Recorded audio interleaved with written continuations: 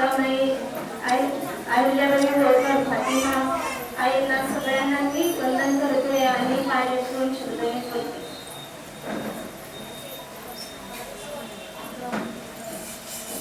स्वराज्य संकल्प प्रेरित राजमाता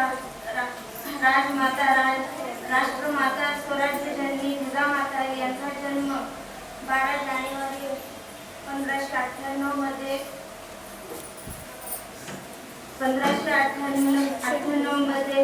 बुलढाणा जिल्ह्यातील सिंदखेड राजा या गावी झाला.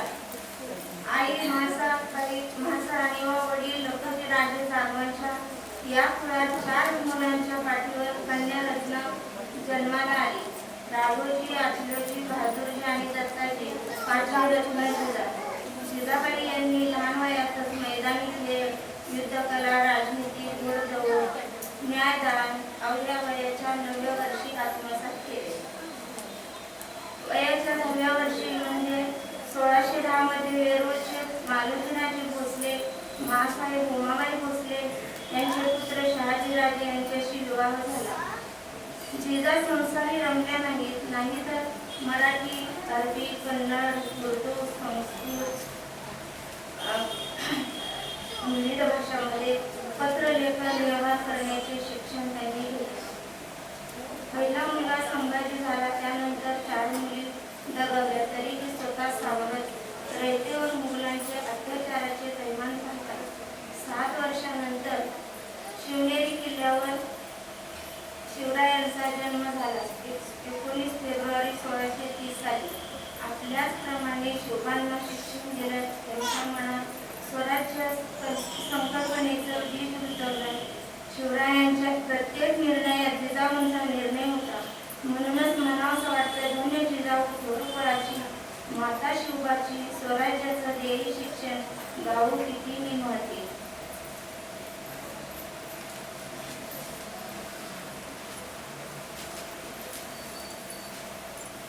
आज पुण्यामध्ये रयत आनंदाने शेती करत आहे. याचं कारण इतिहासातलं आहे.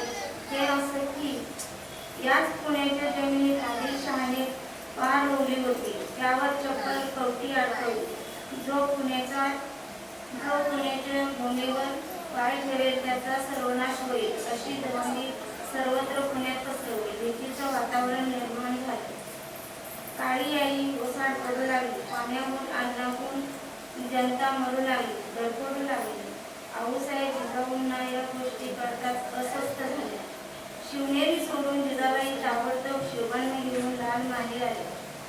आदिलशाही निजामशाहीला विरोध करून ती पार शिवबांना उकडायला लागली. ती जमीन सोन्याच्या नांगराने नांगरून घेतली. अन्नधान्य पिकू लागले.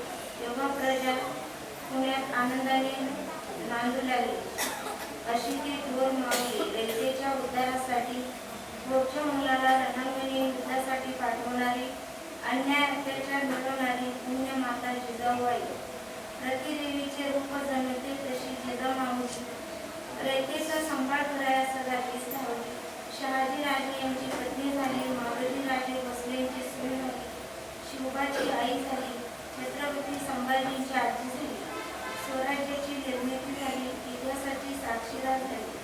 स्वराज्याला आकार देणारी एक तेजस्विनी झाली. माझ्या भगिनींना आजच्या महिला अत्याचाराला पाहता खचून जाऊ नका, स्वतःला कमी लेखू नका आणि अशा नराधमांच्या अत्याचाराला तर मुळीच बळी पडू नका.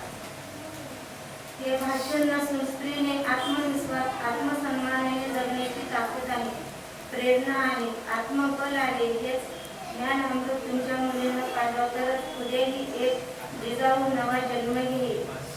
स्थान व्यासपीठ आदरणीय उपासक उपासिका कार्यक्रमाच्या आयोजक नियोजक महिला संघाच्या अध्यक्षा आयुष्यमान रंजनाताई भागवतकर यांनी या कार्यक्रमात मला व्यासपीठावर आमंत्रित करून माझं मनोगत मांडण्याची संधी दिली. याबद्दल मी त्यांच्या आणि रत्नसंभव वृत्तविहाराची आभारी आहे. राष्ट्र उद्धारत्या महारागिणींना ज्ञानमाता सावित्रीमाईला, फातिमाईला, मातोश्री रमाबाईंना माझे वंदन. उपासक उपासिकांना जय भीम, नमो बुद्धाय, जय संविधान, जय भारत.